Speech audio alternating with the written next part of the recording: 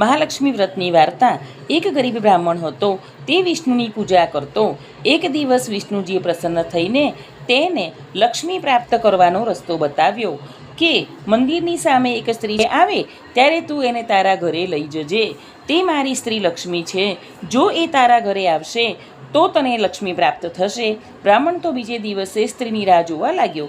લક્ષ્મીજી આવ્યા એટલે પોતાના ઘેર આવવાનો આગ્રહ કર્યો। કારણ જાણી લક્ષ્મીજીએ તેને કીધું કે તું અને તારી પત્ની 16 દિવસનું મહાલક્ષ્મી વ્રત કરજો, પછી મને બોલાવજો। બ્રાહ્મણ અને તેની પત્નીએ 16 દિવસના ઉપવાસ કર્યા। પછી લક્ષ્મીજીને ઉત્તર દિશામાં પોકાર કર્યો એટલે લક્ષ્મીજીએ તેમનું વચન પૂરું કર્યું। આ રીતે આ વ્રત મહાલક્ષ્મી વ્રતના નામથી પ્રસિદ્ધ છે।